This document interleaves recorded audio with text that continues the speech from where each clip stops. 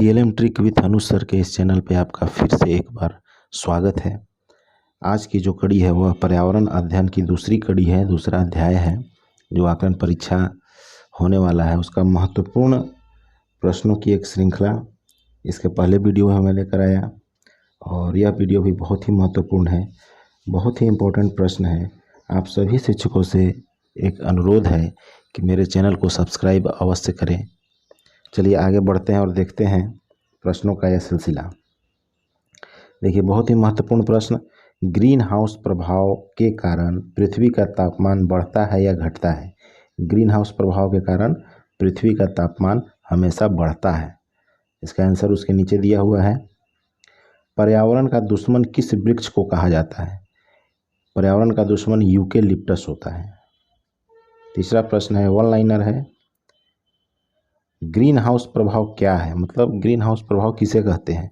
Green house प्रभाव में सूर्य की किरणें पृथ्वी पर आ तो जाती हैं, लेकिन कार्बन डाइऑक्साइड गैस के घेरे के कारण वापस नहीं जा पाती हैं।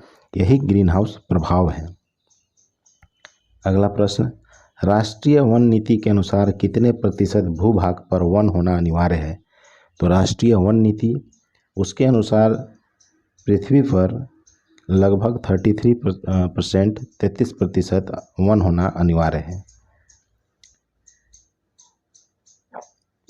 ग्रीन पीस क्या है? ग्रीन पीस एक पर्यावरण योजना है। चिपको आंदोलन के पीछे मुख्य उद्देश्य क्या था?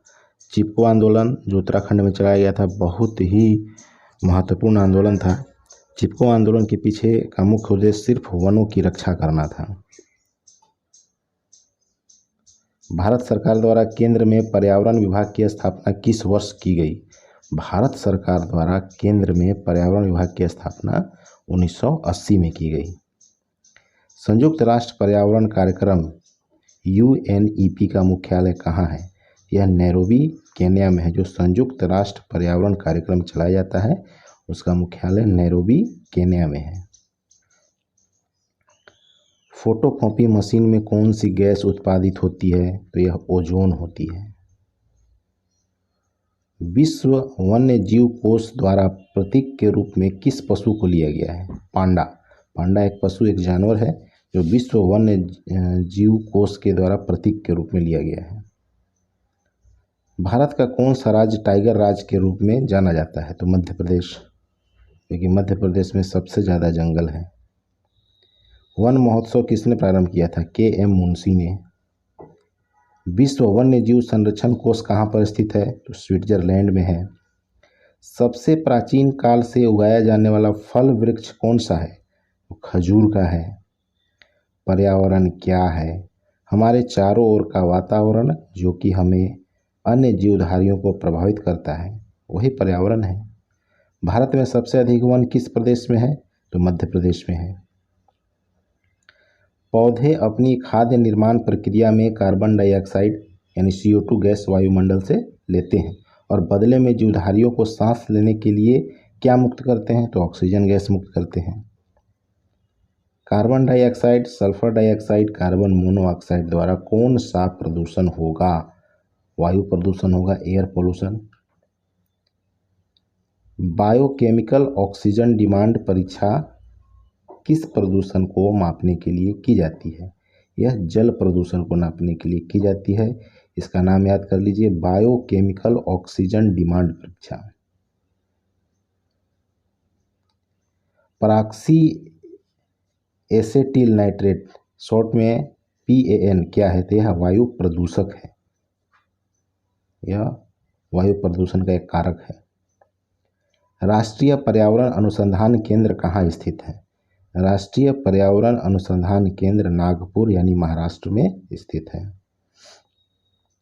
वायुमंडल में ओजोन परत हमारी रक्षा किन किरणों से करती है? तो वायुमंडल में जो ओजोन परत होता है वह पराबैंगनी किरणों से हमारी रक्षा करती है। वायुमंडल में कौन सी गैस सर्वाधिक पाई जाती है? नाइट्रोजन। आकाश नीला किसके कारण दिखाई देता है? तो प्रकीर्णन विधि के कारण, प्रकीर्णन के कारण। विश्व पर्यावरण दिवस किस तिथि को मनाया जाता है? 5 जून। बहुत ही महत्वपूर्ण प्रश्न है। सफोकेशन क्या है? ऑक्सीजन की कमी का जीवों पर प्रभाव, उसे हम सफोकेशन कहते हैं। ऑक्सीजन की कमी का जीवों पर प्रभाव। देखिए नया नया वर्ड है, इसको याद करना बहुत ज़रूरी है, बहुत ही महत्वपूर्ण, बहुत ही इम्पोर्टेंट प्रश्न है सब।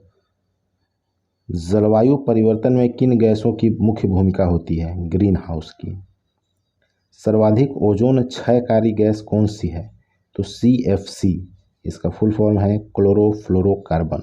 ये सर्वाधिक ओजोन क्षयकारी गैस है। क्लोरोफ्लोरोकार्बन किन गैसों का संयुक्त रूप है? देखिए नाम से स्पष्ट है, क्लोरीन, फ्लोरीन और कार्बन। क्लोरोफ्लोरोकार्बन यानी क्लोरीन, फ्लोरीन और कार्बन। भूतल पर CFC का प्रयोग कहाँ होता है? तो स्प्रे कैन, डिस्पेंसर, वातानुकूलक, refrigerator, hair spray, shaving cream, विविध सौंदर्य प्रसाधन में CFC का प्रयोग होता है। ग्रीन हाउस प्रभाव का प्रत्यक्ष परिणाम क्या होगा? ग्लेशियर पिघलने लगेंगे। अगर ग्रीन हाउस प्रभाव ज़्यादा हो जाएगा धरती पर तो ग्लेशियर पिघलने लगेंगे। भारत में वृक्षों का आदमी किसे कहा जाता है? तो सुंदरलाल बहुगुणा को कहा जाता है, क्योंकि इन्होंने बहुत सारे वृक्ष लगाए हैं। सर्वाधिक जैव विविधता कहाँ पाई जाती है? तो सर्वाधिक जैव विविधता ट्रॉपिकल रेन फॉरेस्ट में पाई जाती है। भारत का पर्यावरण शिक्षा केंद्र कहाँ स्थित है? अहमदाबाद, गुजरात में। इंदिरा गांधी वानिकी अकादमी कहाँ स्थित है? देहरादून में। विश्व वानिकी दिवस का कब मनाया जाता है? 21 मार्च को। भारतीय वन सर्वेक्षण का मुख्यालय कहाँ है? देहरादून में है। भारतीय वन प्रबंध संस्थान कहाँ है? भोपाल में है। बायोटेक्निकल पार्क कहाँ पर स्थित है? लखनऊ में है। पृथ्वी दिवस कब मनाया जाता है? 22 अप्रैल को मनाया जाता है। पर्यावरण का रक्षा कवच किसे कहा जाता है? ओजोन परत को। रेड डाटा बुक का संबंध किससे है? विलुप्त के संकट से ग्रस्त जीवों से। विश्व का सबसे प्रदूषित नगर कौन सा है? Mexico city. Environment education for kids USA में कहाँ पर स्थित है? विस्कॉसिन में। CNG का फुल फॉर्म क्या है? Compressed natural gas. ध्वनि प्रदूषण कितने डेसिबल से माना जाता है? तो 65 डेसिबल से। जल प्रदूषण को मापने के लिए कौन सा परीक्षण किया जाता है? तो बायोकेमिकल ऑक्सीजन डिमांड से।